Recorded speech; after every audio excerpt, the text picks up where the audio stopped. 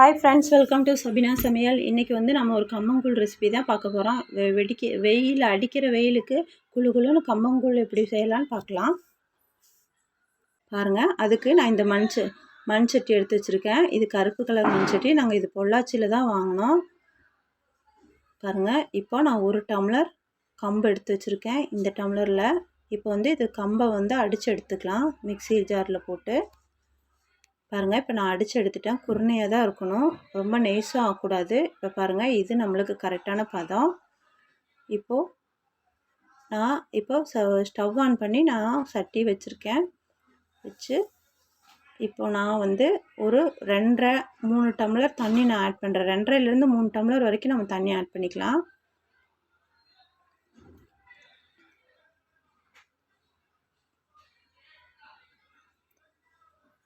பாருங்கள், நம்ம தண்ணி எவ்வளோ வச்சாலும் நம்மளுக்கு கரெக்டாக குழஞ்சி வெந்து வரும்.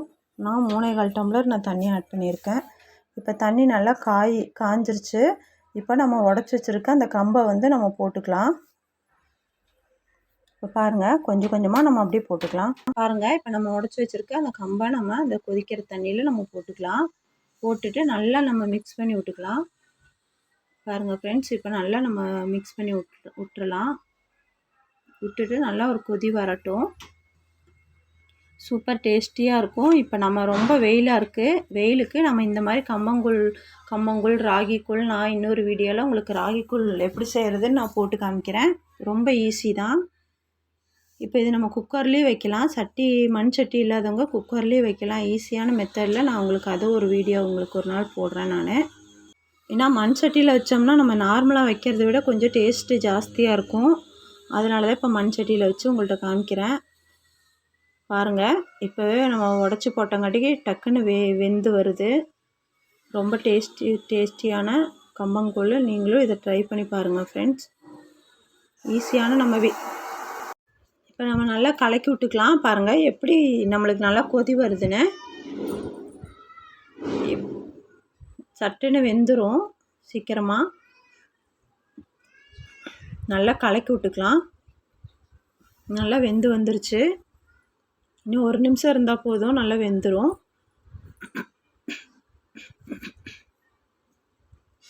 பாருங்கள், நம்ம வச்ச தண்ணி வந்து கரெக்டான அளவு. பொதுவாகவே மண் சட்டியில் வச்சோம்னா நல்லா நம்மளுக்கு புகை வரும்.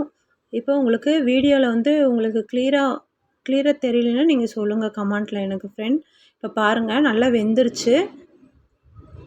இப்போ நம்ம நல்லா கலக்கி விட்டுக்கலாம். பாருங்கள், நம்மளுக்கு நல்லா ரெடி ஆயிடுச்சு. இந்த கம்பை வந்து இப்போ நம்ம நல்லா வெந்ததுக்கப்புறம் நம்ம தண்ணியை சூடு நல்லா ஆறினோன்னா நம்ம நைட்டில் தண்ணி ஊற்றணும். அது முழுகிற அளவுக்கு நம்ம தண்ணி. இப்போ பாருங்கள், இப்போ எனக்கு ரெடி ஆயிடுச்சு. அவ்வளோதான். இப்போ வந்து நல்லா ஆறிடுச்சு. ஆறினோன்னா இப்போ நான் தண்ணி ஊற்றிக்கிறேன். பாருங்கள், அது முழுகிற அளவுக்கு நான் தண்ணி ஊற்றி நல்லா நான் கலக்கி வச்சிட்றேன். இப்போ மார்னிங் வரைக்கும் ஐஸ் வாட்டர் தான் இப்போ ஊற்றிருக்கேன். பாருங்கள், முழுகிற அளவுக்கு நான் ஊற்றி வச்சாச்சு. இப்போ வந்து அதை அப்படியே நம்ம மூடி வச்சு இப்போ நம்ம காலையில் பார்க்கலாம். இப்போ பாருங்கள் ஃப்ரெண்ட்ஸ், இப்போ காலையில் நான் இப்போ எடுத்து பார்க்குறேன். நல்லா புளிச்சு வந்திருக்கு.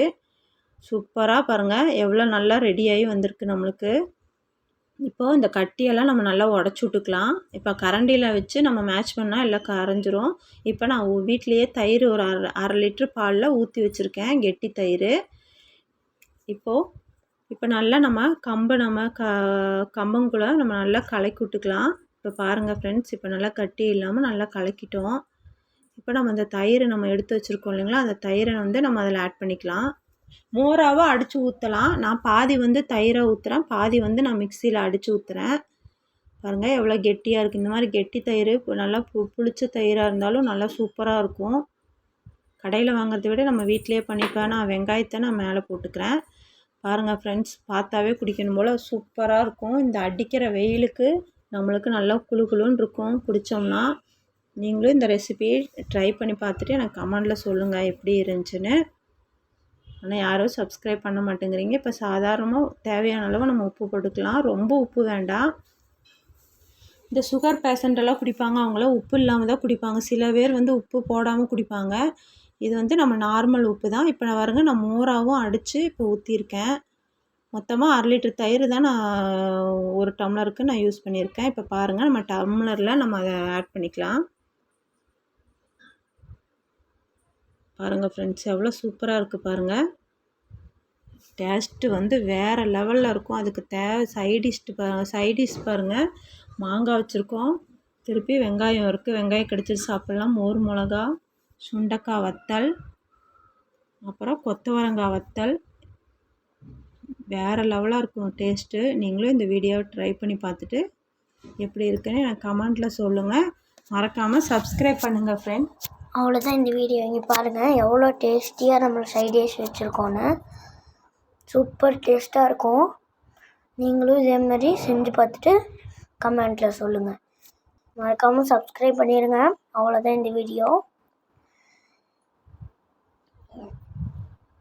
இந்த வீடியோ உங்களுக்கு பிடிச்சின்னா லைக் பண்ணுங்கள், ஷேர் பண்ணுங்கள், சப்ஸ்கிரைப் பண்ணுங்கள். மறக்காமல் பெல் பட்டனையும் கிளிக் பண்ணுங்கள். நம்ம அடுத்த வீடியோவில் சந்திக்கலாம். Bye bye.